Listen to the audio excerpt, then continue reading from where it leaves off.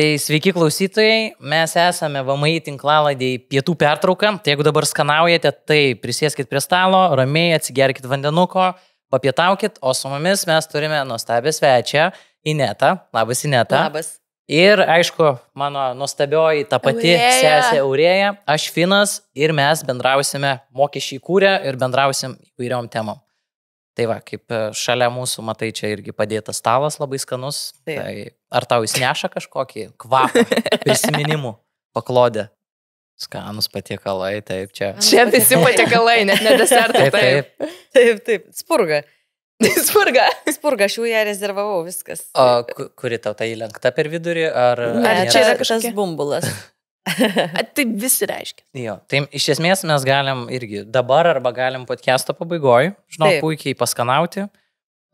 Aš nelabai galiu, nes man sakė laikyti kumščio atstumą nuo šito bumbulo. Tai dar vienas bumbulas būtų per daug. Tai mes tada po tinklaladės, man atrodo, ne? Tikrai. Aš manau, mes jau turim planą, ką po to veiksim. Taip. Jo, labai gerai. Tai iš tikrųjų, tai toks galbūt paprasčiausias klausimas. Ar tu mokyklą prisimeni nostalgiškai, ar yra kažkokių, nežinau, nuoskaudų, kaip tą mokyklą pameni? Ganėtinai švelniai prisimenu ir man tai buvo daugiau tokio mano kūrybinio mano atsiskleidimo tokia vieta, nes pamokos, taip, bet nebuvo kažkokių trauminių tokių situacijų, ten kažkokių tai labai mane strumavusių, bet aš labai daug dariau kūrybinė prasme, visokie renginiai, visą laiką man būdavo ten mano erdvė ir aš prigalvodavau visokių dalykų ir aš jau tada juokindavau visus, užsidėjus karelę, ausis atsiliepinus. Skamba kaip tu. Tai vat kažkas tai tokio. Aš paauglystėje irgi buvau labiau atlėpausis. Aš atsimenu, neprimenu. Tai man mokykla daugiau susijus su smagumu. Aš turėjau geriausią draugę nuo pat pirmos klasės, su kuria mes visą laiką žvengdavom per pamokas, tai chemijos pamokoje vis laik būdavo Stasiulytė Ramančiauskaitė iš klasės lauk. Ir mes ten iki apsisisiojimo, mes negalėdavom sustoti. Tiesiog man buvo smagu visą laiką eiti į mokyklą, nes aš visą laiką ją šalia turėjau. Ar čia buvo mėgstamiausia pamoka chemija dėl to, ar ne? Ne, chemijoje aš visiškai nieko nerūkiau. Absoliučiai. Niekaip. Mano smegenų gabaritas visiškai netitinka chemikalkę. Neveikia. Šiaip, kalbant apie prisiminimus, ar yra kažkokia viena specifinės kažkoks ar įvykis, ar diena mokykloje, kurią labai prisiminė? Valentinkė. Va dabar iš karto pasakysiu, ką iškart prisiminiau. Tai buvo Valentinkė ir tą Valentinkę aš labai ruošiausi ir, žodžiu, aš atėjau ant tokio megztuko, tokio aptemto, tokio kaip golfiuko. Aš nežinau, kiek laiko, aš susirinkau iš mamos ten tokios dėžutės, kur jinai turėjo sagas. Ir iš tų sagų, visokių spalvų, aš išsiminėjau čia ant to golfo širdį. Jau iškart rankdarbį nuo pat mažumės. Toksai buvo, širdis tokia iš tų sagų. Tokia. Va dabar aš nežinau, aš prisiminiau, niekada apie tai nebuvau pagalvojus, bet dabar prisiminiau.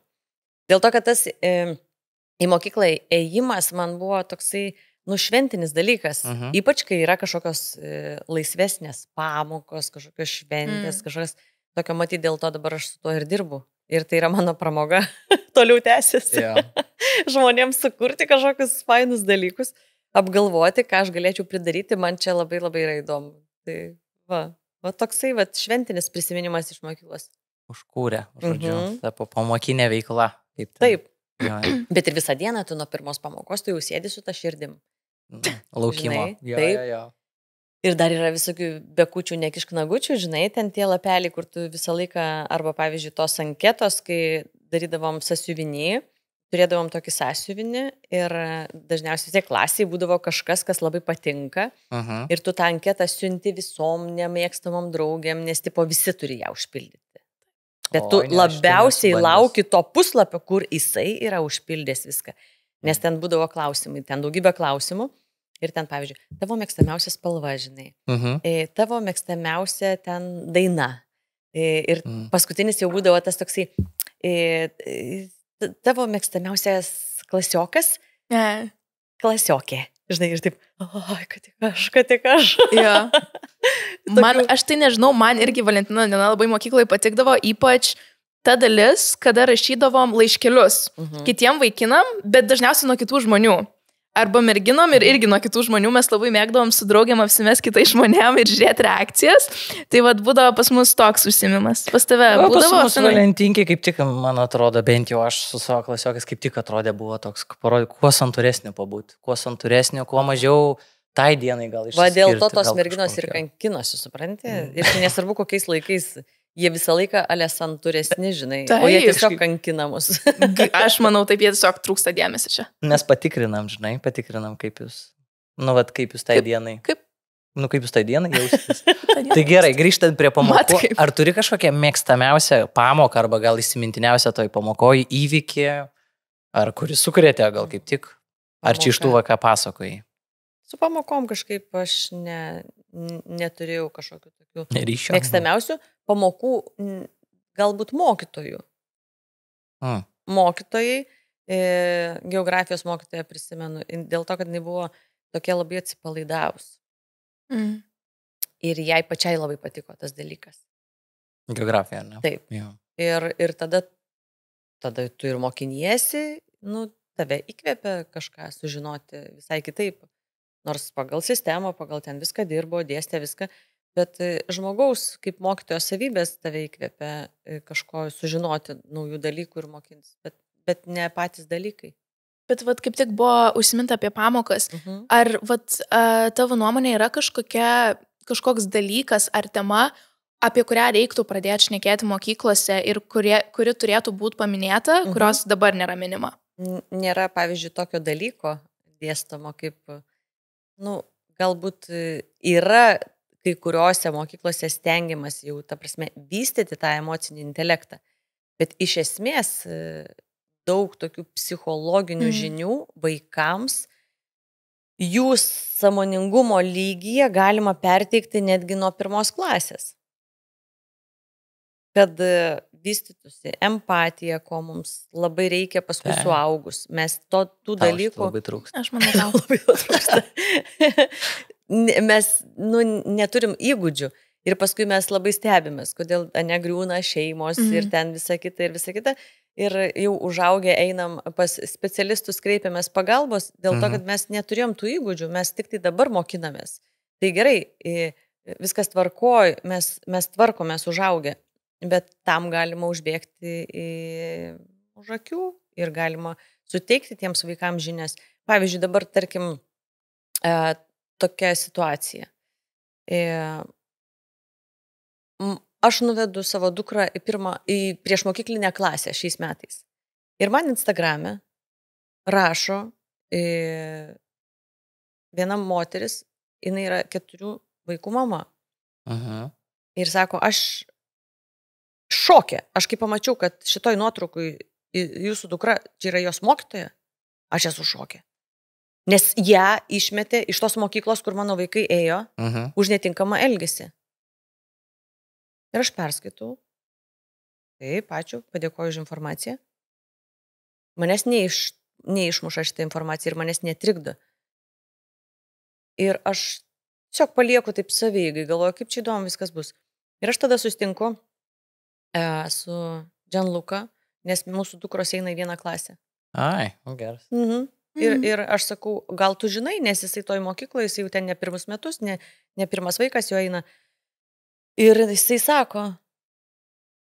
sako taip, įsivaizduok, kaip yra nuostabu, kad šita mokykla, kurioje dabar yra ta mokytoja, suteikia šansą, dar vieną šansą. Nes žmonės keičiasi. Ir kaip tai yra nuostabu, kad tai yra, kad sako, jeigu man šitam italiukščiui nebūtų suteikę 2 šanso, 3 šanso, kas aš būčiau, ta prasme, man daug šansų buvo suteikta. Ir dabar aš esu pasiekęs, aš dabar turiu, ką turiu, ta prasme, bet tie šansai žmonėm suteikia galimybę keistis, kažką daryti. Ir aš tada galvoju, okei, super. Ir aš visiškai nepergyvenau, ta prasme, aš gavus tą žinutę, nebuvo man šoko, kad čia dabar aš turiu įsiaiškinti, kas ten buvo su ta mokytoja, eiti jau čia į mokyklos vadovybę ir aiškintis. Ir tiesiog aš turėjau tokį pokalbį paskui su ta mokytoja, mes susitikom Ir mes kalbamės, ir aš jos klausiu, sakau, kaip jūs laikotės? Nu, ta prasme, čia pirmas mėnuo, tie vaikai, žinai, ateina adaptacijos, tie laikotarpiai verkia po 2 savaitės, žinai, ten mano dukra 2 savaitės verkia kiekvieną rytą, žinai. Ir aš sakau, kaip jūs taip išlaikot, nes jinai ant kelių ramina vieną berniuką, mano Frėja toliau ramina irgi. Nu, ta prasme, ten kiti 10 laukia. Daug streso. Žinai, ir ta prasme, ir aš sakau, kaip jūs. Ir tai net suašarojo, ta prasme, tai pakis apsito, žinai, sako, o Dieve, jūs manęs to klausėt. Žinai, nes, ta prasme, sakau, bet tai aš tai suprantu. Ta prasme, aš suprantu, aš negaliu įsivaizduoti, nes antrą dieną aš jau reikčiau ant vaikų. Ta prasme, aš sakyčiau, nu kas tau yra, ko tu bliauni, ta prasme. Nu, nes tai yra žmogiška, tai yra žmogiška, tai yra išveda iš kantrybės, ta prasme, tai yra tokie dalykai. Ir aš sakau, o kadangi man Frėja iš vakar sakė, žinai, mama, man kažkaip labai ten negerai. Sakau, kodėl? Todėl, kad aš dariau užduotėlę ir aš biškai nesupratau ir mokytoja man piktai pasakė. Gerai, sakau, piktai pasakė, okei, gal tu galėtum jai pasakyti, kad jinai man piktai pasakė. Ir aš sakau, tu nori, kad aš pasakyčiau, kad jinai piktai pasakė, sako, taip, sakau, tai aišku, nėra problemų. Ir mes susitikom, su to mokytoja kalbam ir aš sakau, man Frėja paprašė perduoti kelis dalykus. Taip. Kad, sakau, darė užduotėlę, kad ten jai kažkas ten nepavyko ir kad tas piktai pasakė. Ir aš sakau, aš puikiai suprantu, nes aš tą ir sakau, kad aš ta prasme, nu, aš mėgstu savo vaikus. Ir tai ne visada. Nu, ta prasme, gerai, kad nuoširdžiai žinai. Bet aš tikrai, ta prasme, jinai pradėjo juoktis ir sako, Dieve, sako, ašgi grįžtu namo ir aš verkiu atsisėdus, nes aš galvoju, kaip aš galėjau šiandien ten užšaukti ant to vaiko. Bet tai sakau dėl to, kad jūs esat žmogus ir tai yra normalu, kad taip gali įvykti. Ir tada bėgo Frėja ir aš sakau, Frėja, ką tu paprašai, aš pasakiau. Aš sakau, gal jūs galėtumėt abidvi susitarti, pavyzdžiui, kokį sutartinį ženklą, ane? Pavyzdžiui, va tokį ženklą, kai tau reikės, pavyzdžiui, tos mokytojos dėmesio, arba kai jinai, pavyzdžiui, kažką griežčiau pasakys, tu gali parodyti tą ženklą ir jinai tave apsikabins, trupučiuką pabus, kad jinai tave žinotų kaip va ta. Ir jos abidvi sako, taip, taigi mes galim, o tu gali taip, tai man tu parodyk. Ir jinai sako, o tai kai jūs busit, pavyzdžiui, pikta, tai aš irgi galiu parodyti. Tai sako, taip, ta ženklas ir yra tam. Sukurtas. Viskas. Nuo tos dienos jinai eidama į mokyklą nebeverkė. Ir kai grįžom namo, mes dar su ja kalbėjomės. Jai yra dabar 6 metai. Mes su ja kalbėjom apie tai. Ir va čia ir yra, kad tas ne tik tai mokykloje, sakykime, tos žinios turėtų būti mokomos, kaip surasti kontaktą. Ir dar vieną trumpą istoriją, ta prasme, priedą prie tos situacijos, kai aš viską apkalbėjus, sutartiniai ženklai, ir aš atėjau, mokykloje sėdžiu, ir sėdi mama kita, ir sako, ar jūs girdėjote, kad mūsų klasėje jau kelių berniukų tėvai skundžiasi, kad mokytoja kažkaip labai griežtai su jais. Ir aš sakau, bet turbūt yra už ką, ne? Ir taip jinai mane kaip? Ir aš sakau, papasakojau apie šitą ženklą. Ir aš sakau, bet mes vaikus neauginam šiltnami. Jie vis tiek išeis į aplinką. Ir čia į tą pačią temą, kad mes negauda vaikai žinių apie šitą bendravimą, kaip bendrauti su suaugusiais, ne? Nes jie turi mokintis mokykloje, kaip pajausti tą bendravimą, kaip atstovėti, kaip elgtis su, pavyzdžiui, pykstančiu žmogum, vyresniu, arba pykstančią savo draugę. Mes turim su jiems įdėkti. Tai mokykloj trūksta šito. Žinai ką, Finai, aš pagalvojau, kai tu mane užknisi, padarom taip, aš tu parodysiu taip ir reiškės tu... Aš to parodysiu taip, kai tu manęs eurė prašysi kažkokio finansinio daugiau raštingumo pamokų, gerai? Ir tu aš tada parodysiu taip, kad atsignys iš esmės, pozityvų. O tada užvedant apie emocinį labai gerai intelektą, nu tokį švietimą gal. O kai manai, ar, pavyzdžiui, apie finansus, ar mokykloje tai turėtų būti svarbu, ar mokiniai šiaip gali, kaip sakyti, pirmokas priim kažkokią informaciją apie finansus, ar čia, slidi? Aš manau, kad tai lygiai taip pat. Geras atokapis buvo. Ta prasme, kuo daugiau vaikai sužino apie visą gyvenimą, kas juos supa, kad tiek psichologijos žinias, tiek finansinius dalykus, Taip. nes jie mokinasi ir nieko praktiškai neišmano. Ta prasme, jie tas žinias sausas kiša, kurios yra jiems neaktualios niekaip, nei per žaidimą, nei per kažką. Ir jeigu yra sausa tokia informacija, jie jos negali praktiškai suprasti. Ir staiga, baigę mokyklą, neturėdami šito supratimo, kaip tas žinias naudoti praktiškai, tada eina tokiam didžiuliam strese, ieško savęs, kur aš norėčiau studijuoti, tipo, nes paskui aš turėsiu iš to uždirbti pinigus ir tada tu jau tada mokyklui negavęs to žinių apie apskritai, kad tau reikės gyventi, tau reikės suaugusi gyvenimą, tavęs nieks neruošia mokyklai, tada tu studijuoji, tada tu supranti, kad tu dar studijuoji, bet nenori dar suaugti, bet nori kaip ir būti vaiku. Ir vėl nėra supratimo, ir tada tu supranti, kad tu baigi studijas ir tau jau reikia viskas uždirbinėti pinigus. Jo, ir čia man šitus laikas. Ir tada tu neturi įgūdžių, kaip su tais finansais, iš viskas tai tie finansai yra. Ir pavyzdžiui, aš pati stengiuosi savo dukrom abiem įdiegti šitą dalyką, kad pavyzdžiui, nepabijoti pasakyti, kad aš dabar nelabai galiu tau nupirkti kažko, dėl to, kad aš turiu važiuoti daugiau kartų į darbą, kad gauti tuos pinigus. Kad ne tai, kad mama išvažiavo į darbelį, žinai. O ką aš tam darbelį darau? Linksminu. Ne, aš dirbu. Ką aš dirbu? Aš linksminu. Aš parduodu orą, emociją. Už tą emociją man duoda pinigų. Ir aš jai viską tokiu būdu išaiškinu. Ir kai aš gaunu tos pinigus, aš jai sakau, aš turiu sumokėti. Už namą, už elektrą, už tą. Jeigu įsivaizduok, aš nevažiuosiu į darbą ir aš negausiu pinigų, kai dingo elektra. Sakau, įsivaizduok, būtų situacija. Aš nebegaliu sumokėti už elektrą. Ja. Ir mes dabar prie taip prisidėtumėm be televizoriaus. Ai, bet mama, bet žinai ką? Aš žinau, jeigu nėra televizoriaus ir nėra elektros, mes visada galim pasimti telefoną. Sakau, telefonas gali išsikrauti. Ilga pramoga. Ir žinai, ir jinai, ai, ta prasme, ir planšetė taigi gali išsikrauti. Supranti? Ir tada jinai supranta, ant kiek yra vertinga suprasti, kad finansų reikės. Ir tada aš sakau, įsivaizduok, vieni žmonės dirba ir kankinasi dirbdami. Aš sakau, įsivaizduoju, kaip faina būtų susirasti darbą, kur tu džiaugtumės. Ir tu lengvai gyventum, dirbdamas savo labai labai mėgstamą darbą. Aš noriu, kad mano vaikas jau dabar jisai pradėtų galvoti, ką nori gyventi, o ne ką nori dirbti. Tai čia labai gerai, man atrodo, apibendrinai, kad vis tiek tai yra žiauriai svarbu. Tai, o ar pati turėjai, šiaip įdomu, ar turėjai svajonių kažkokių mokykloje? Kažkokią svajonių profesiją, ar jau svajoji, ar nežinau. Aš kai pradėjau vaidinti jau mokykloje, teatre, tai aš natūraliai pradėjau daryti tą, kas man labai faina. Tai viskas taip ir išsivystė. Ir natūraliai, o tada kur stoti, kaip ir natūralu, kad čia, nes aš daugelį savo laisvo laiko teatre praleidau, man kaip ir natūraliai, ir tada jau studijuoju, ir kaip ir natūraliai atsiranda galimybių, ir čia, ir viskas. Bet ir jeigu studentams, ar buvo, kada jūs buvot studentai, ar buvo koks įvykis ar pamoka, kurią išmokot ir dabar labai pravertė gyvenime?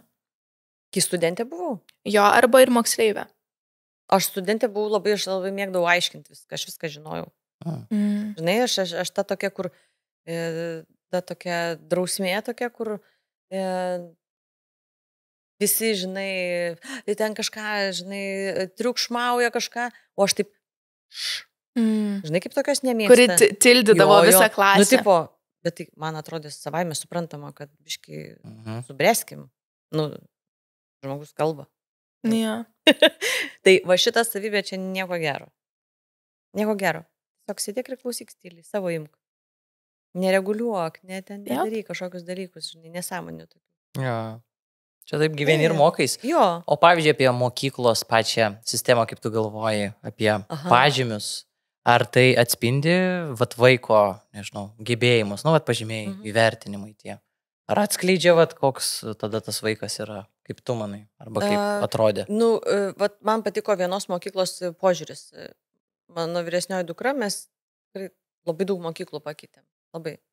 Ir vienos mokyklos požiūris labai buvo toksai įdomus ir fainas. Pavyzdžiui, sako, įsivaizduok, vienoje klasėje yra varlė, driežas, gyvatė, paukštis, voverė ir ten, nežinau, pantera. Ir juos visus mokina vienų dalykų, žinai. Šiandien mes mokinsimės šitoj pamokoj skraidyti. Tu paaiškink varliai. Tipo, ask. Žinai, tipo, kas? Skraidyti. Tu turi skraidyti 10-ukui. Išmeta į orą, trenkėsi, ašarų pakalnė, ta prasme, gal net išsitaško visam gyvenimui, susikompleksuoja, nes supranta, kad jinai norėtų skristi galbūt, būti žymioji matematikė, bet jai neduota skraidyti, jai neduota ir nereikia skraidyti varliai. Ta prasme, taip ir mes galim įsikipti kažkokį tokį dalyką, eiti 10 turėti korepetitorių, bandyti iš to vaiko išlaužyti tą skraidančią būtybę, bet jinai yra varlė. Ir neprasčiau už paukštį. Mes galim kaip tėvai skatinti tas savybės, kad paukščio sparnai būtų dar platesni, kad jis mokėtų saugiai skraidyti, kad neįsitrenktų į pirmą medį, žinai, kad varlė, žinai, irgi atsisakytų savo kažkokių tuščių iliuzijų būti paukščiu, žinai. Kad pasakyti, tu neprivalai matiekos tobulai mokėti. Ir man ateina upė 12 klasė ir sako, Dieve, kas bus, jeigu aš neišlaikysiu tos matkės? Kas bus? Žinai, ir jau tokiam stresė žmogus. Ir aš sakau, jeigu tu neišlaikysi matematikos, tai tu tiesiog neišlaikysi matematikos. Bet kas tada bus? Tada greičiausiai tu neįstosi iš karto, nes tu neišlaikysi egzo ir greičiausiai tau teks kartoti klasę. Mama, taigi aš suprantu. Tu manęs klausi. Greičiausiai teks kartoti. Bet aš nenoriu. Tai sakau, tada teks pasistengti. Išlaikyti teigiamą pažymį. Tiesiog teigiamą. Tau nereikia 10. Tau reikia, kad tiesiog išlaikyti tą egzaminą. Nes kai kurie yra tiesiog netiksliesiams mokslams, yra menininkai ir Tau reikia tiesiog praeiti. Vienu baliuku oplę pasislinkti ir viskas. Ir jie pamiršti. Taip, aš labai atsimenu ir savo klasiokų tą šuolį. Ypač su matematika ten būtų. Ir lietuvių labai loterija ir matematika. Šuolis ant borto, kad aš 16, dabar man atrodo 30 jau. Dabar jau 32. 32, dvigubai.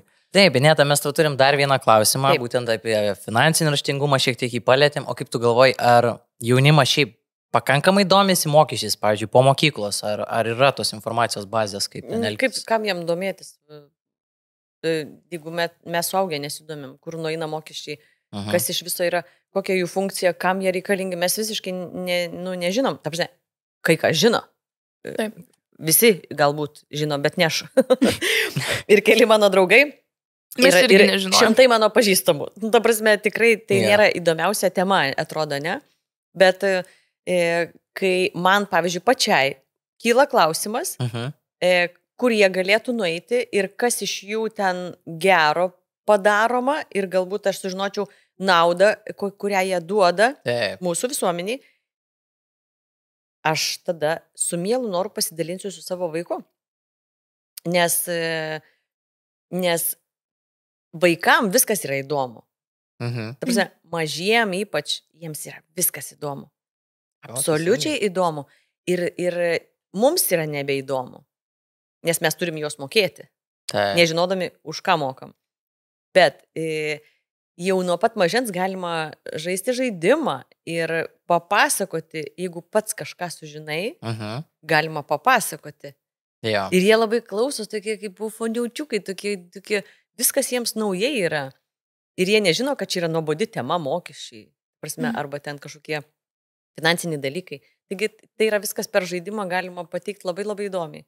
Tai vad, man atrodo, tau eurė reikėtų man irgi gal su kokia špurga arba su bandelė. Tokį kaip prizą duoti. Aš manau, jo. Čia visai gal nemeluosiu, šitą taktiką veiks. Veiktų, man irgi. Bet tai, o tu domiesi, pavyzdžiui, tais dalykais? Dabar taip. Dabar taip, bet šiaip nėra, kad kažkas interesuotų, nes tiesiog, kaip aš minėjau, mane šiaip netraukė tikslieji, niekad netraukė skaičiai tuo labiau ir tiesiog čia atrodo toks dalykas, nėra įdomus man asmeniškai. Bet aišku, anksčiau ir vėliau, kai pradedi dirbti, vis tiek ateina tie visi išrašai, tos visos sąskaitos, tu atsidarai ir tu nesupranti net nuo ko pradėti, kur ką pateikti, kur ką rašyti. Ir dėl to aš manau labai praverstų, jeigu ir mokyklose apie tai daugiau šnekėtų ir plačiau.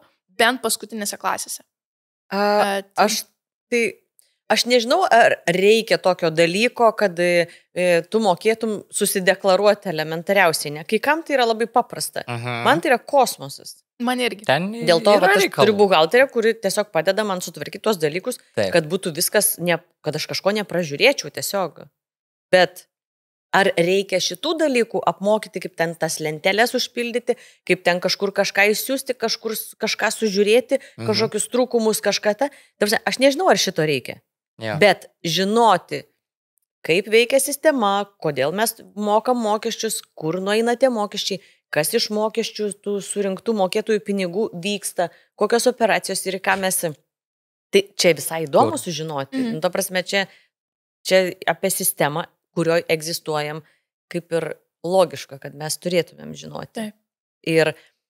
Ir va šitie dalykai gali būti įdomiai perteikiami. Ir daugiau taip, plačiai. O praktiškai tai yra profesijos, kurios užsiema tuo. Mes anksčiau mokyklą turėjome ekonomiką bent jau. Pas mus klasė 11-12, bet tokia buvo. Buvo ten smagu paskaičiuoti kažkokį verslą, ten biudžetą. Bet niekad irgi nebuvo tokio paaiškinti, kai gerai skaičiuoji tą verslą, dėl tos pinigus 10 000, ten tas sumas labai fainas būdavo, kai ten susikūri. Bet kur eina tie mokesčiai, kas ten eina, pas ko tos leipia, arba kaip reikės ten sąskaitą deklaruoti. Tai va čia labai faina išmokinti irgi, paruošti vaikus, kad jie pradėtų kelti klausimus. Nes jų klausimai iš viso yra labai labai įdomus, nes jie nėra tokie, jiems nėra atsibodusios tos temos, jiems yra viskas nauja. Ir labai įdomu su vaiku kalbėti tokiom suaugusiom temom, nes jie tau iškelia klausimus, bet tikrai palauko, kaip čia tą. Kad visai yra tikrai labai faina idėja kalbėtis su vaiku apie finansus. Tu tuo pačiu pats savo išsikeli klausimų, tada ieškai atsakymų ir bandai tam vaikui grąžinti tą atsakymą. Tai taip gaunas, vaikai kūrė klausimus suaugusiam, mokesčiai kažką kūrė ir tada... Nes vaikai visi viską kūrė.